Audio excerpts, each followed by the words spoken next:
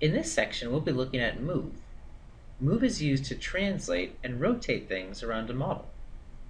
To start, I'm going to zoom in on this depression on the model right here. Now let's look at what move does and how it works. To start with, you can either select something to move and then hit the move tool, or you can be in the move tool and then select an object. Either way, you'll have the same result. Now with move, there's 3 different steps for moving something on a model. First, you need to select what you'd like to move. The second is you need to select a direction you want that to move in.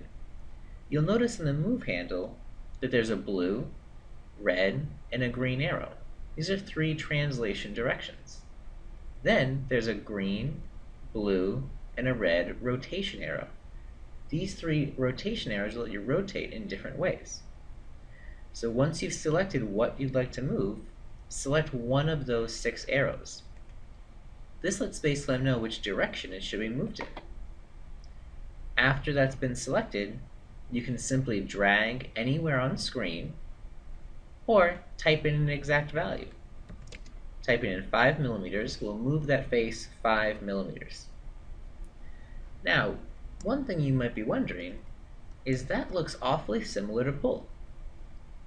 You'll notice pulling this face and moving this face gives you a seemingly similar result.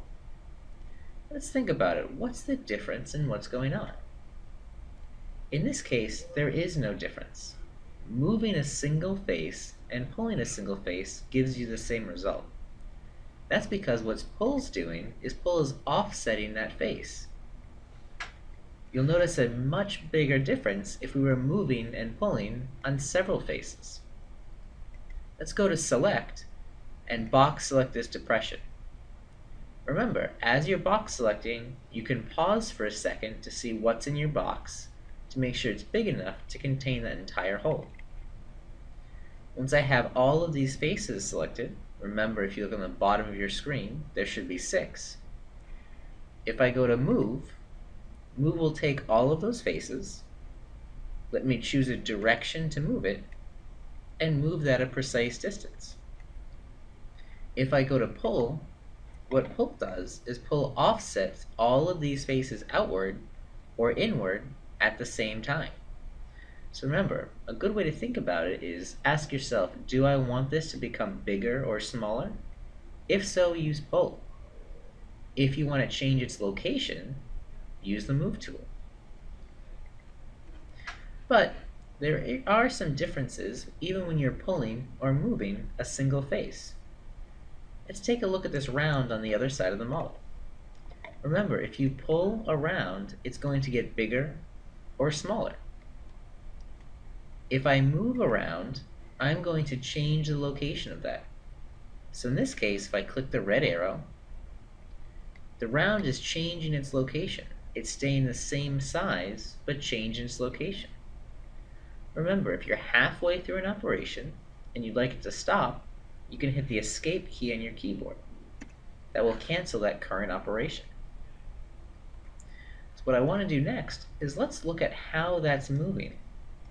It's moving in the direction of the round towards it. However, maybe you don't want to move it in that direction. Because remember, there's a red, blue, and green direction for moving. You may want to set your own direction for moving something on a model. And to do that, we have tool guides on the left side of the screen that help you move these objects. One that I use a lot is our move direction. By clicking on this, you can set the direction for how something's moving. You'll notice that by hovering on an edge, the move tool ghosts and points in that direction. If you hover on a face, it's going to point normal to that face. So to move it in this direction, I could either select on this face or this edge. This will make it parallel to the edge or perpendicular to that face. Now you'll notice I'm moving that round in a specific direction that I'd like to. And I can type in a precise distance. Let's look at a few other ways we might want to move something and use our tool guides at the same time. I'm going to make a box select. Now remember, you can select, draw a box around what you'd like to grab, and go back into the Move tool. Let's say I want to move something to a precise distance. There's two main ways to do that. I'm going to be looking at both of them. One is to use a ruler dimension. You'll notice our ruler icon here in the options is grayed out. Because remember, the first thing I do is select what I'd like to move, and the second thing I need to do is select a direction to move it in. The other thing we'll be looking at is up to. Up to lets you snap an object to a particular distance or location. So let's look at up to.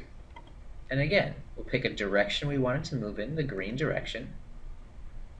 I'll hit up to, and I'll click on the axis of this part. Notice it moved it so that the Move tool is lined up to the axis. If I pick the red direction and say up to this point, it moves it in the red direction up to that point. But you notice the important thing is the Move tool is in the center of what I select. If you wanted this corner to be lined up to the center and lined up to this part, what you can do is you can anchor the Move tool to that location. And again, I'm going to look to our tool guides to do this. Notice next to direction, there's a tool guide called Anchor. Let's anchor the Move tool onto that top corner.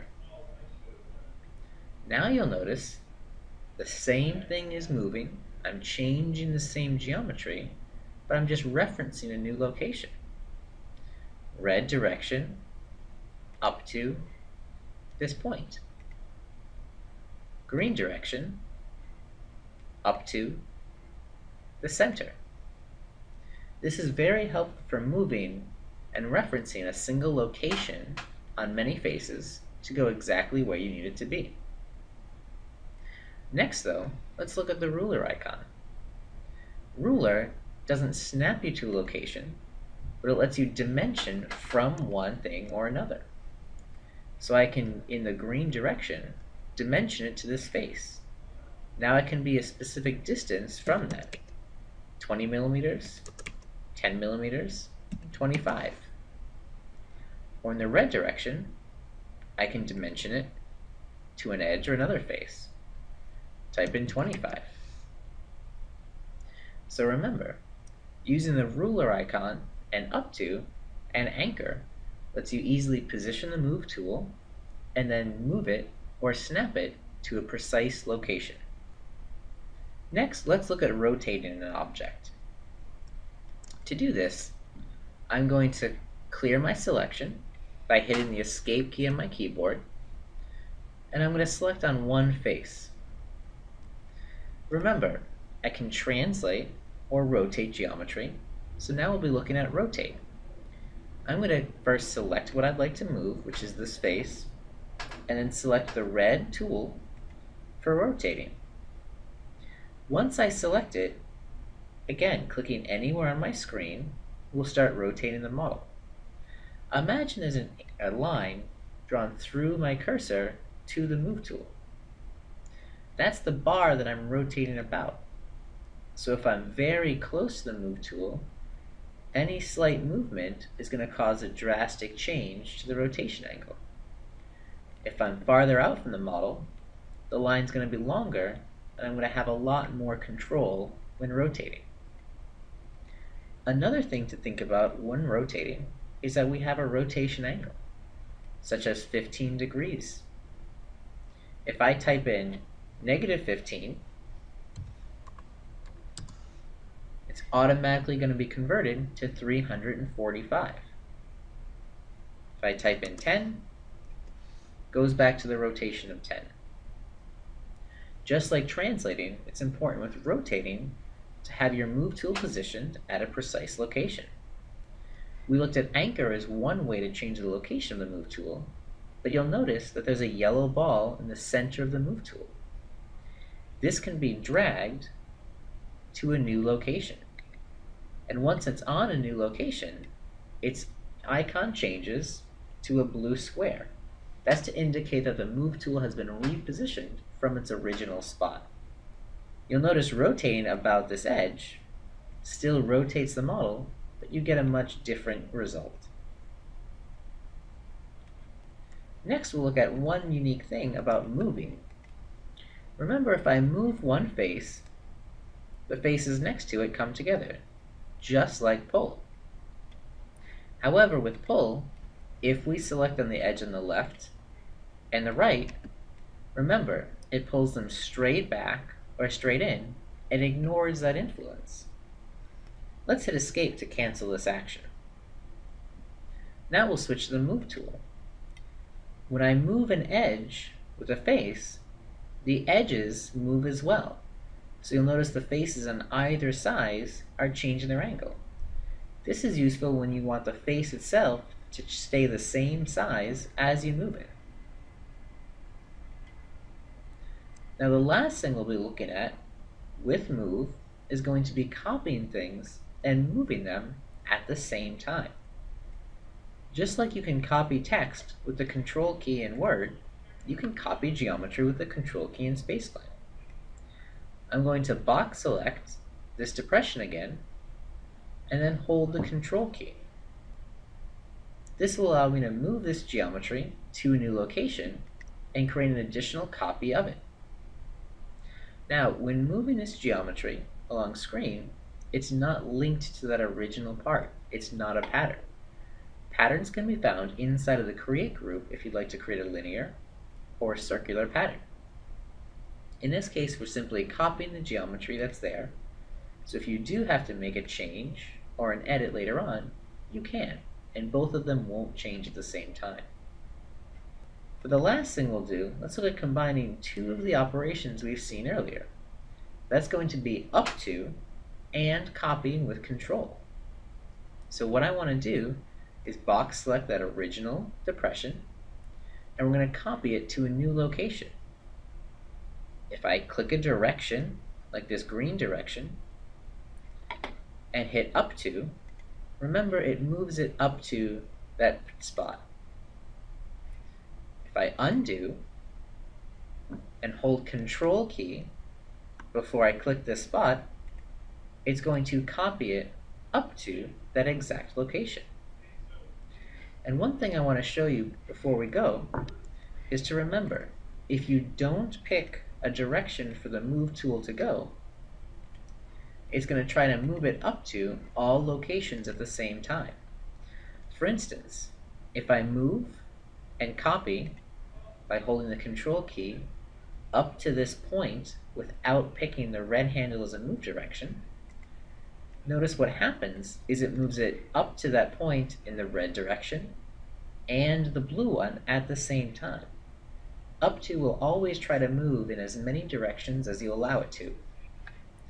So I hope you've seen how the Move tool can be used to change the location of faces or edges around a model by both translating them and rotating them. Thank you for watching.